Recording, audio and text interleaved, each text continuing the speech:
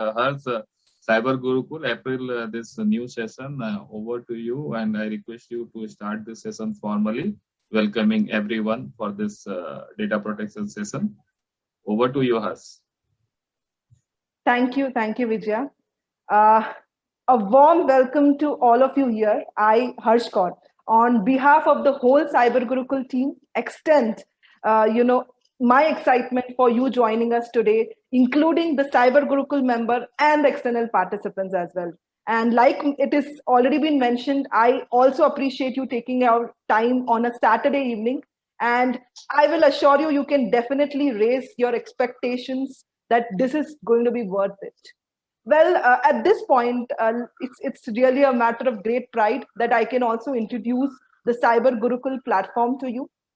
Talking about Cyber Gurukul, our initiative is recent. However, our experience of being a knowledge enabler, our urge for that constant learning, and our passion for cybersecurity isn't. In fact, at Cyber Gurukul, we want to debate, we want to delve deeper into the different aspects of cybersecurity. Also, we want the cybersecurity storytelling and the cybersecurity consulting to go hand in hand. And in fact, that is the main reason to start this new normal series, where we'll talk about the cybersecurity technologies, but the equal focus would also be how to map it with the business, how to translate it to the business users and the senior management. And I'm very confident that Subbu, Mr. Subramaniyam Iyer, or Subbu that he likes to be called, will be doing this today. And he will also be leveraging his 17 plus years of experience in reputed companies like Symantec, McAfee, Postpoint, and health systems where he's currently. He will be delving into the different aspects of data protection. He'll be revisiting the data protection strategy for us so that we can actually accelerate this journey, especially keeping in mind the kind of dramatic changes we are seeing in the data and digital landscape. Uh, at this point, why don't I have first few words from Subbu before setting the context? Subbu, please. Yeah, thank you, Harsh. First of all, a very good evening to everyone. And as Harsh mentioned, thanks and appreciate you taking time for this session on a Saturday. As Harsh had suggested, I have actually worked in a lot of product companies per se, and currently I am with Health Systems in a sales role. But in this journey, I've got a chance to interact with numerous customers in their data protection initiatives. And today I'm here to share those experiences, some observations, how has the market evolved, how does it look currently. Of course, 1 hour might not be enough to cover data protection because data protection is a very, very big topic. But we'll try and cover the key aspects. And I'm not going to talk about health systems products today. So we are going to have it a little from a strategy and an approach perspective. And of course, we can keep it interactive, as in when you have any questions, you can post it on the chat, or we can take up the questions towards the end of the session also. Thank you. Thank you. Subbu, you can also formally put the presentation, share the screen for that, and let's continue. Sure. Thank you, Subbu, for this wonderful introduction yourself, and we are definitely very eagerly looking forward to what you have to say today. And let me do one thing. Let me quickly set the context, because I know we all are here to listen to Subbu and not me. So I'll quickly do that. I think there was also a mention in the introductions about the last session. So interestingly, we had ended on one of a very critical conclusion. And that is, the first question to ask and answer is to identify and protect your crown jewels. And we all realize that when we say about crown jewels, we mean the sensitive personal related information, or maybe the business critical data like intellectual property or the customer data, etc. We also had certain expectation in terms of how you can maybe protect and safeguard this. So we definitely are going to have a detailed deep dive into this. In fact, when we talk about this, it means data is the biggest asset. Data, when I say about data, there are so many acronyms that has got accredited to it today. Data is the new oil. Data is the new parameter. In fact, Now data itself is the new normal. That is the kind of coining that has happened. Can I just get the next slide, please? And in fact, if I say about data, Sure. I will definitely be able to prove this with the upcoming data trends that I'm going to show. The next slide, please. If you can see over here, in 2016, Cisco had called that we are now entering the zettabyte era. And just in another 4 years, that is in 2020, according to IDC, we have about 64.2 zettabytes of global data that has been generated. And can you see in that tree, just in another 4 years, we are going to turn 200 zettabytes of data, global data that is going to be generated. So this is definitely a kind of explosion in the data landscape. I mean, I thought I'm actually good in maths, but seeing this, I just checked yesterday how much zettabytes calculates. It's about, about a billion of terabytes, and I just can't calculate so much. I just can't imagine the kind of data this already is and going to become. And 50%, that is about 100 zettabytes of data, are going to be stored into the cloud and hosted in 75 billion IT devices just in another 4 years. So that is the kind of data and digital landscape we are looking at. We are seeing the transformation. Subbu, can you please get to the next slide? Sure. Thank you. And while it's really good that we have such a kind of a digital transformation to enable the data, but what about securing the data? Are we really prepared to secure this data, especially keeping in mind some of the primary challenges that we are still grappling with? 80% of the data is dark, and the elephant in the room definitely is the unstructured data as well. And to increase to this, today we also have to worry about the data protection for remote workers, which was more than a year back. 2080 is reversed today to 80-20. 80% remote workers and 20% office users. And in advent of such lockdowns, of course, it becomes even more disproportionate. Of course, the good thing is we do understand the importance of having a secure data-driven culture today. But then how do we approach it? And that is precisely the reason we have invited Subbu to to discuss on this. So Subbu, without any further delay, let's you take over and discuss further on this. Thank you, Harsh. Thank you for the wonderful context that you have set up. Yes, data is everywhere. We live in a data world, and there are a lot of things which have changed as well. There were times when breaches were, only about few thousand records lost, and maybe sporadic cases. But if you look at in the past 10 to 15 years, this number has jumped up to millions. And gone are the days where people are focused on infrastructure. They are focused on your data. A lot of things have changed. The tools have changed. The industry has changed. The approach to data protection needs to evolve. The scenarios have changed. The impact of breach has changed. But there are some good changes. There are some bad changes, and there are some changes that we love. So let's just start off with understanding what is the change that we love. If you remember this, maybe a decade back, the ones who were in data security industry at that point of time, and you would talk about data security to your management, I'm sure you would, see this picture and you can relate to the scenarios, right? Things were, okay, data security, all right, okay, we'll do it later. But things have changed now, and this is a change I'm sure we all love. Right? So now when we talk about data security to our management, the management is more than eager to hear. They are excited, they are scared. I would not say scared, but they still understand the value of it. They have seen things happening around them, and they understand that, okay, this needs investment. Now, the reason I put this up, because if you look at what my experience has been in the past few years, especially in the past 2 to 3 years, there have been a lot of organizations who had never invested in data security, but now they have a lot of management support to do so. So that is a big change, and I hear from customers that they love that change, and of course we love it too. Now, before we look at the approach in terms of how we kind of handle data protection, or how do we approach it, what tools we need to have, whether we need process, whether we need people, how do we manage incidents? Before we get down to all of that, let's just ask some questions and just understand how things are. Now, these are observations and questions which have typically come up with during our customer interactions. So the first one is, of course, is it really a question? I mean, why data security? I don't think that's a question anymore.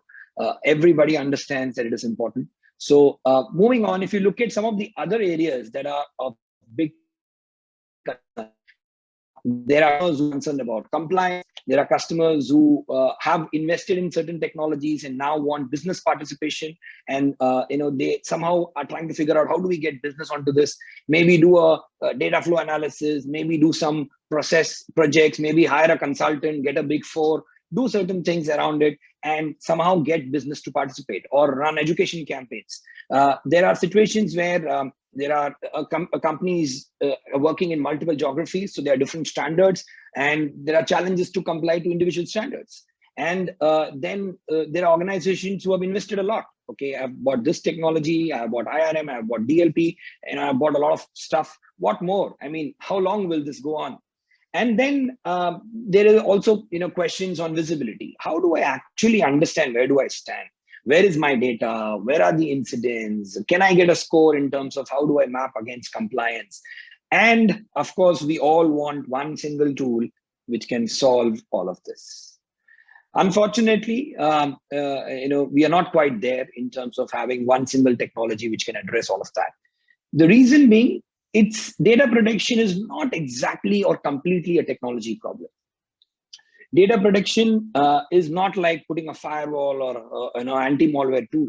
It is a lot more than that, where I have observed that most of the projects that I've seen so far in the past 10 years have been projects where there's a significant amount of business, consulting, and people, process, all of that involved. So before we get there, let's just understand, how does any organization look at data? So let's take some very sample data here. Every organization would be dealing with some or the other type of data which is mentioned herein. Someone would be worried about intellectual property. There are organizations worried about marketing plans, sales data, customer data, very common these days.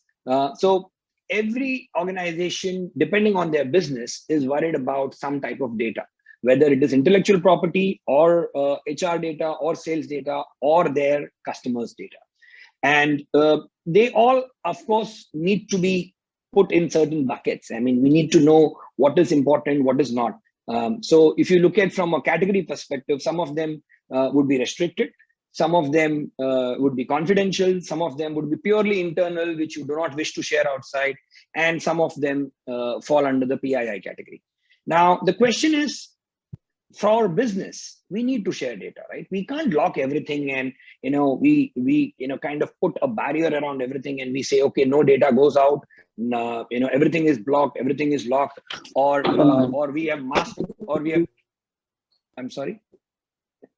Was there a question? Please continue. I can't hear. Yeah, okay. All right. So I was saying we can't.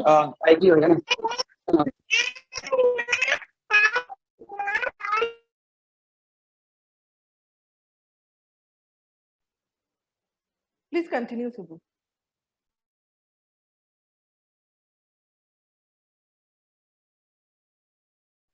Subbu, please unmute yourself and continue.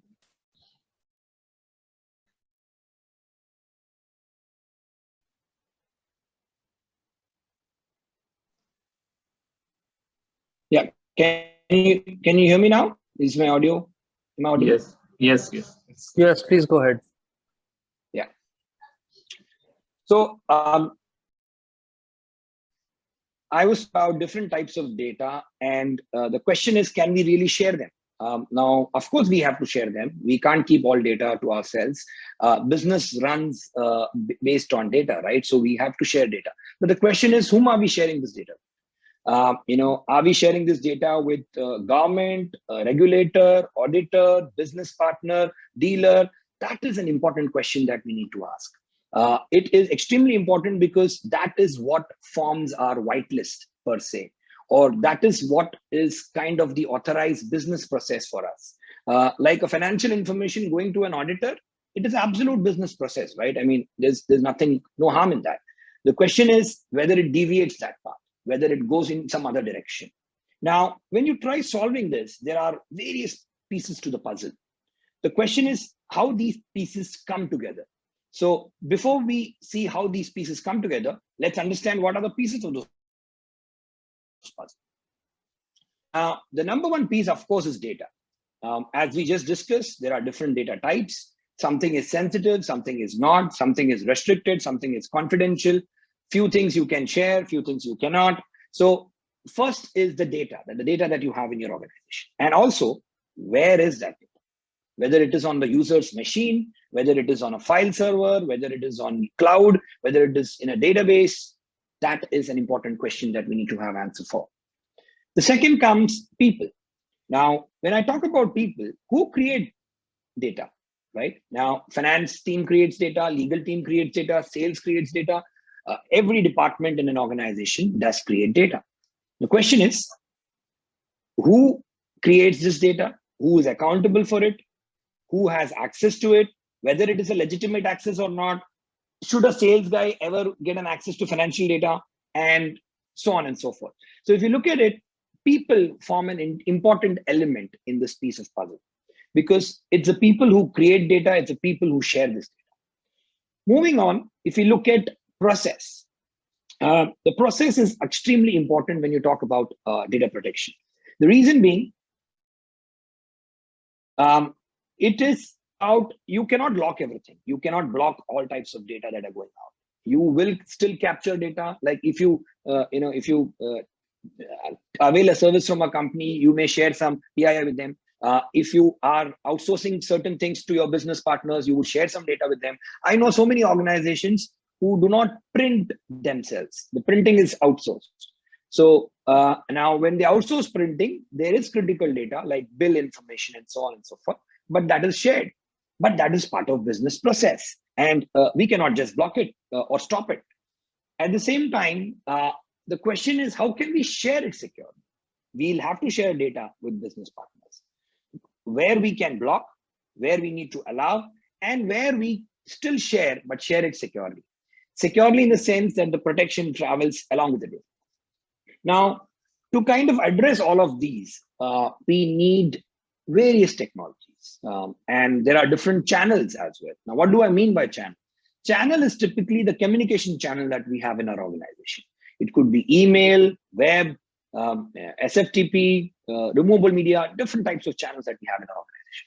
And we need our data protection tools to work with these communication channels, or rather integrate with these communication channels and ensure that communication happens only for legitimate business process to legitimate recipients, and data which is only supposed to go out does go out. Any thoughts, any questions at this point before I move on?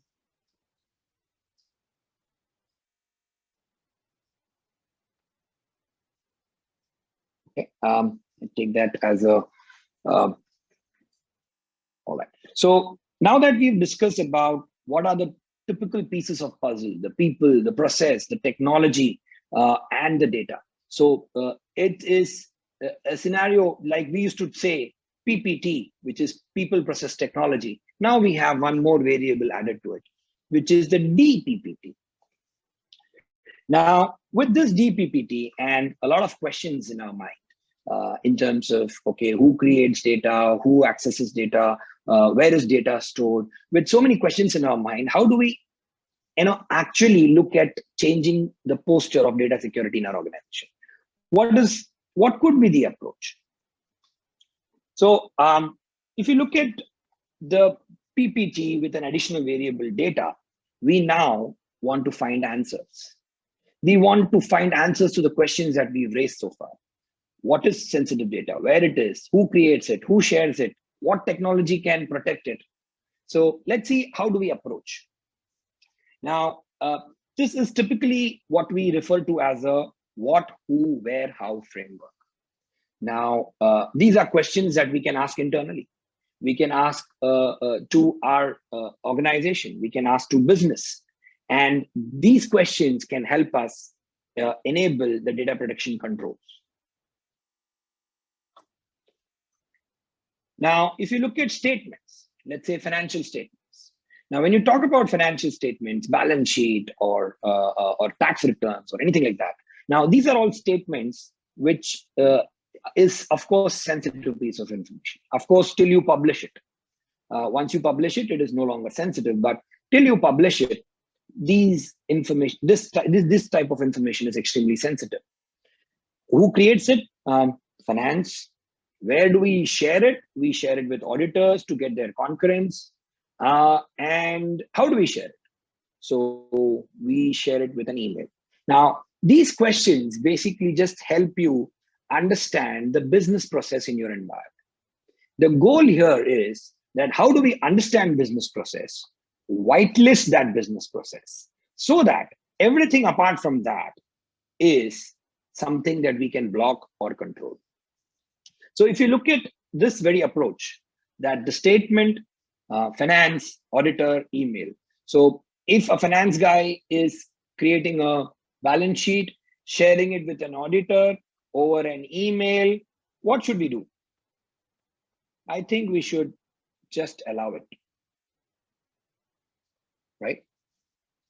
Now, if the same statement, same finance team is sending it to an auditor, but this time he's not emailing, he's uploading. I'm wondering why he's uploading. Maybe there is a business process change. Maybe you have signed up with a new auditor who is asking you to upload instead of sending emails. We don't know, right? I mean, it's a little gray. So what are we going to do here? We are going to just monitor. Okay. And then let's say the same statement, the same team, finance team, is now sharing data with an unknown third party, not an auditor. Still using the corporate email, but sharing it with an unknown party. Now, what do we do here? We block it. And then lastly, once you make this data public, the same balance sheet, it was the same statement, right? Now that it is public, you've published it on the website, the finance team is now going to share it with an unknown third party. Are you really concerned? No, it's okay. It can go. So what have we done here is basically an exercise which we need to do with different departments in our organization. When we do that, it cannot be done only in isolation. It cannot be done one time.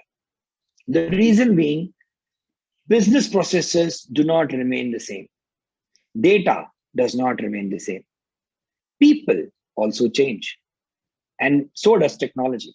So when there are so many variables changing, we can't only do a one-time workshop. And I've seen organizations doing a workshop or a data flow analysis per se, understanding how this works. And then, maybe it was done 2 or 3 years back, but now things have changed, process has changed. No one is now looking at the incidents, and somehow, the project is going nowhere now. So the essence here is, how can we do this on a continuous basis? Now, can we do workshops time and again? Not really. Can we, kind of keep checking this or hire a consultant to continuously sit and perform these activities? Again, may not be possible.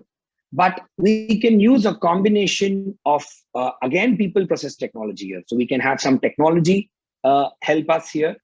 We can have some processes which can help us here, and also form a group of people who can then carry this forward over a period of time. See, data protection is not a one-person battle.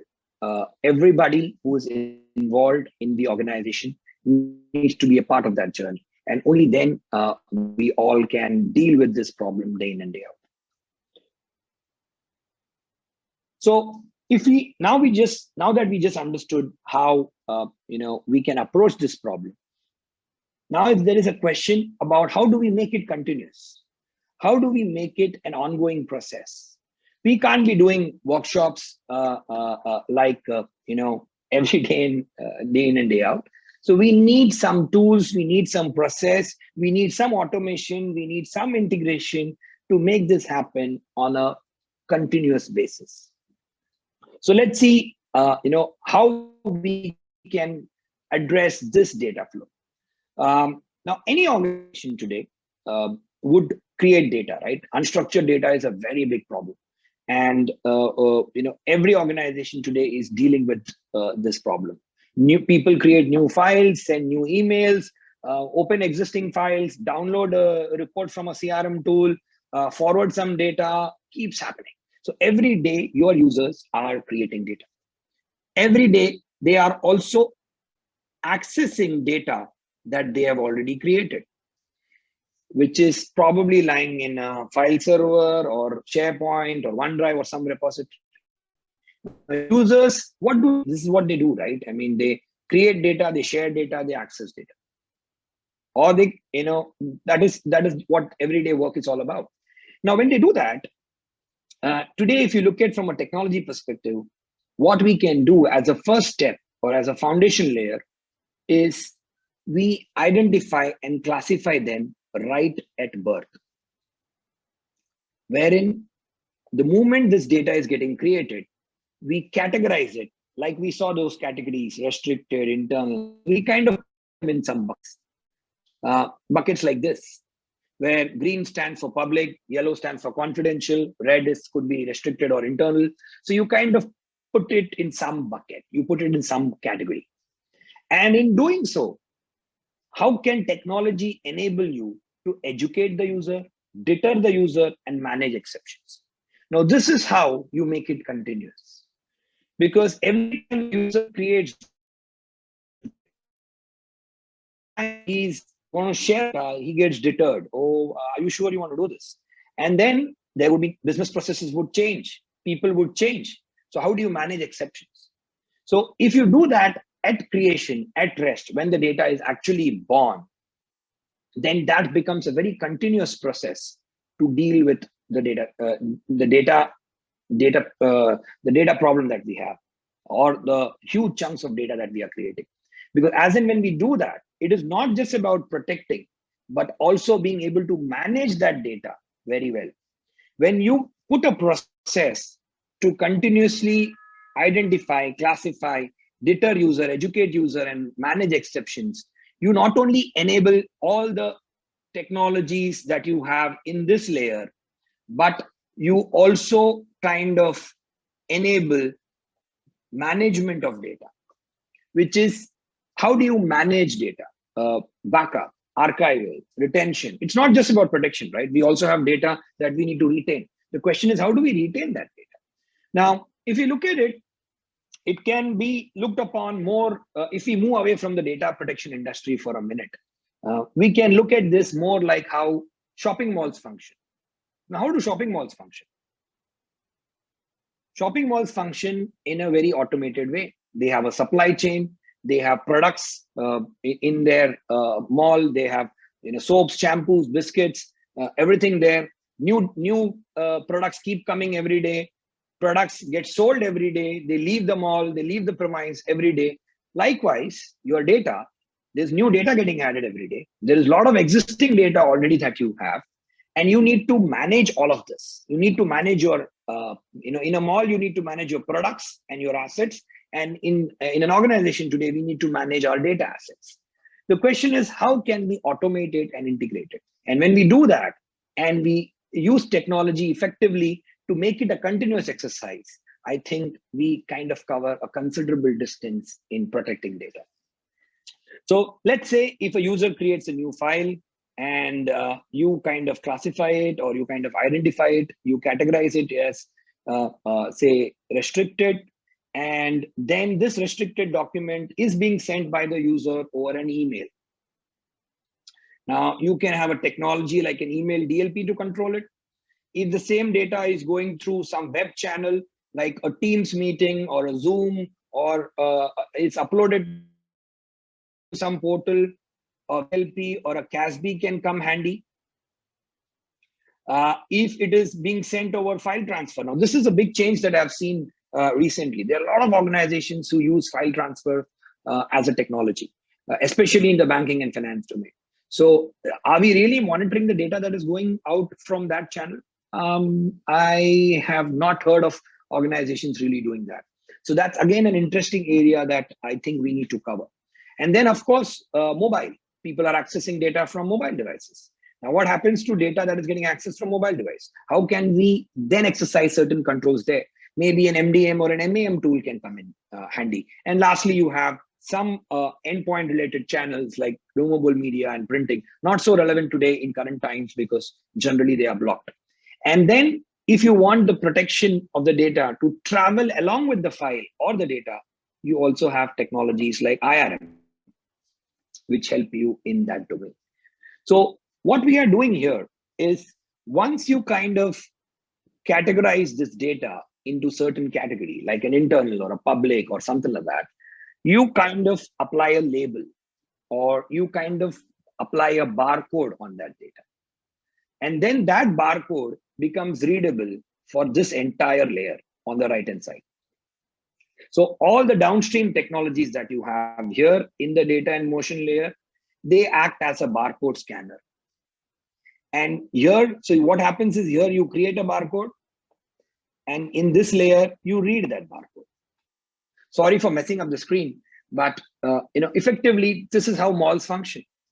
Imagine there was no barcode in a mall. How inefficient the process would be. There will be lots of products. People will reach billing counters. They'll get frustrated. Billing will never end.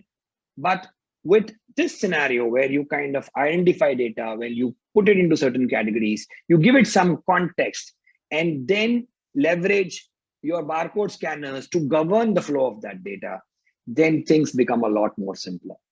Now, I know this slide looks pretty complex now, but ultimately, what are we trying to do here? If we simplify this approach, it is just in 3 steps is what we can achieve this.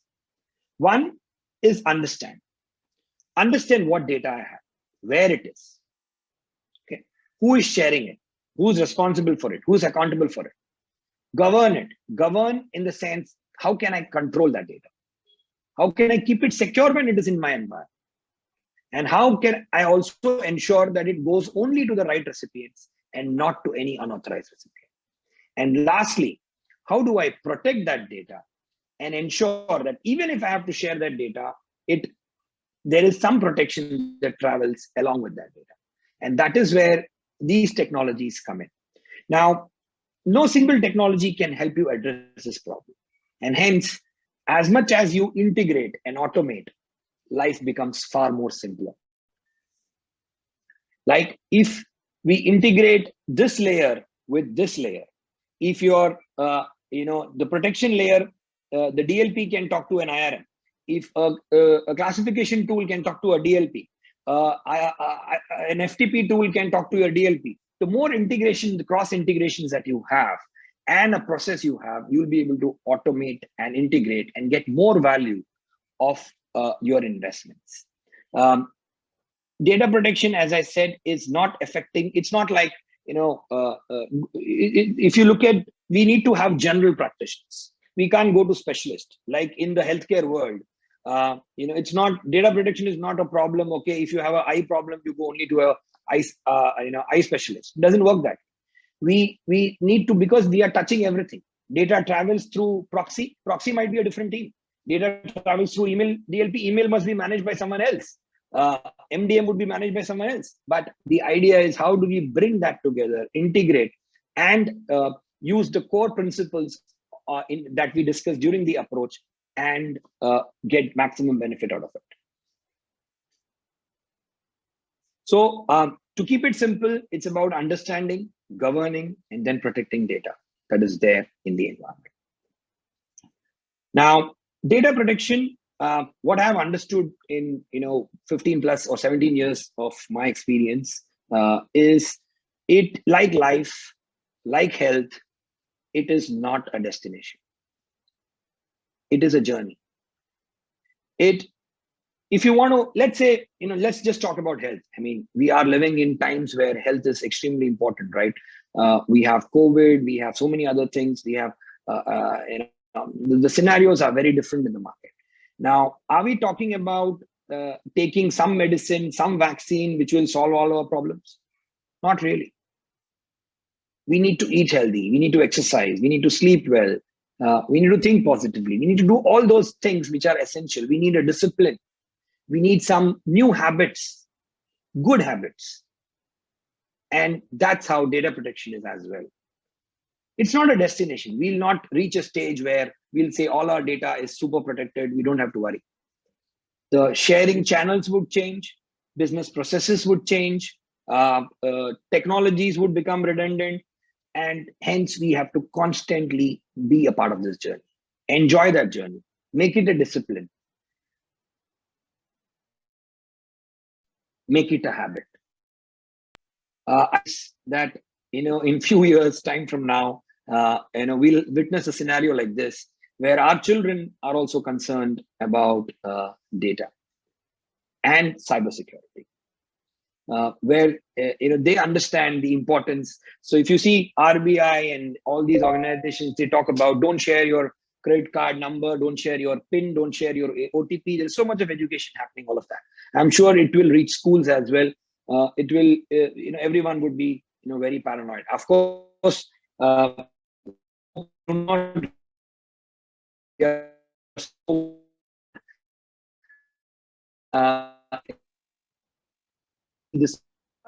we lost a little of your voice in last half minute. Last half minute, whatever you said, can you just repeat? We kind of lost you in last half a minute. Okay. So was it this slide or this slide? Yeah, this slide is done. After that, we lost you. Yeah, okay.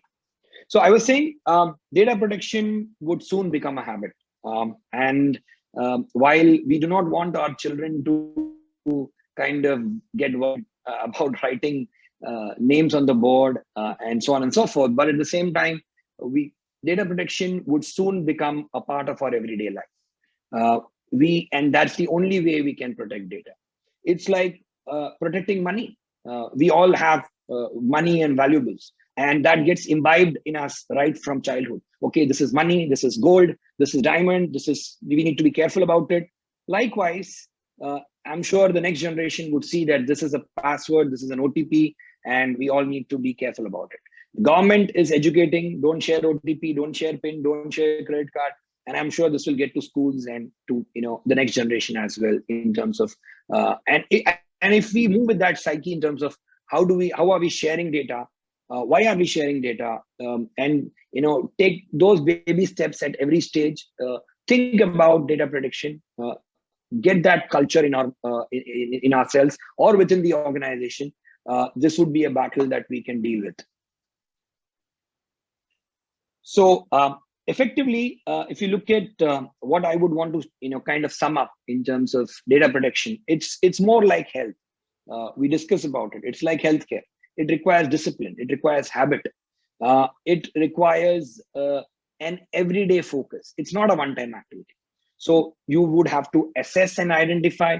When I say assess and identify, I mean you would have to assess your environment, assess the key processes, the business processes, assess where you have data, identify it, put it in some category, classify it, give it some context. Understand and educate. Of course, we need to understand who are our authorized recipients, where this data is supposed to go, where it is not supposed to go. And then also educate our users, our business users, in terms of how they are supposed to handle data or take care of that data. We would have some tools today. We would buy more tools tomorrow. But what is most important is also how we can integrate them together, how we can orchestrate. Like if you see SOC, what happened to the SOC industry? There was an SIEM, there was there was firewall and all these tools, and then orchestrating that, managing that became a problem, and that's how SOAR or SOC as a service kind of came up. Similarly, when you're talking about data protection, we need to have a layer which can orchestrate things, integrate various tools that are there in the data protection layer so that we automate. Now, we can't automate everything, but whatever we can automate in data protection would definitely minimize the people touching it, and of course, the associated risks that come along with it. Lastly, minimize and remediate. Now, if you see, what do I mean by minimize and remediate? We would have data, right? We will always have data, sometimes customer data also. Now, can all of that data? Tomorrow, if a customer calls and say, and we're like, okay, right, you that, right? The only thing we can minimize and we can remediate where that data is not supposed to be there. So that's another approach. Like, for example, if there is a customer data in some, in some user's machine, should he really have it? Not really. Should financial information lie with a sales guy? Not really. Should he share it? Not really. And then all of this requires continuous analysis and protection controls. We can't just do it one time. We need to analyze, we need to review, we need to fix the gaps. There'll be new gaps coming in. There'll be new protection tools required. Not that every protection tool can take care of things today. Where was CASB 3 years back? Today, to protect data, you also need CASB. Now, if you had put in place a data protection strategy 3 years back, you would have, or 3 or 4 years back, you would have put some web DLP and email DLP and all of that. And today, if you look at that channel, who would have thought that Teams, Zoom, and all of these would become the primary means of communication?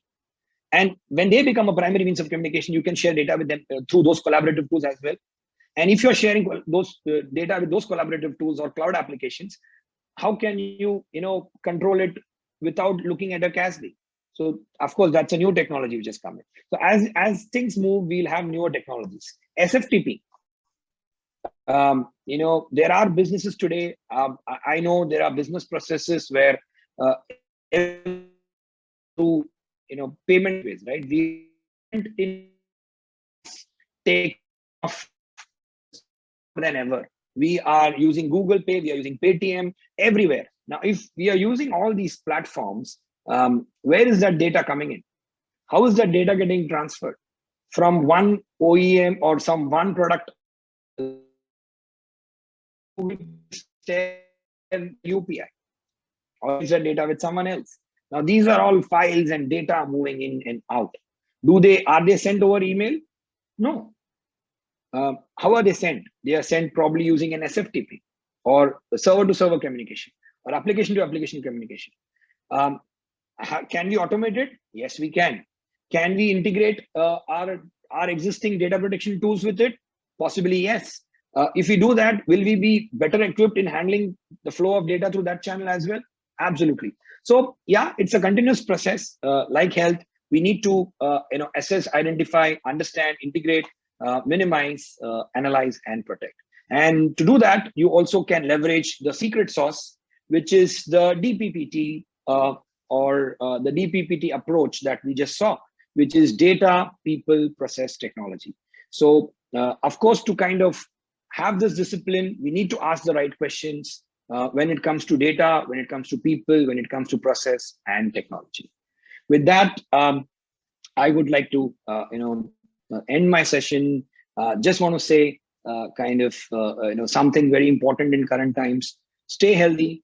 Have a habit in the current times. We all need to be disciplined.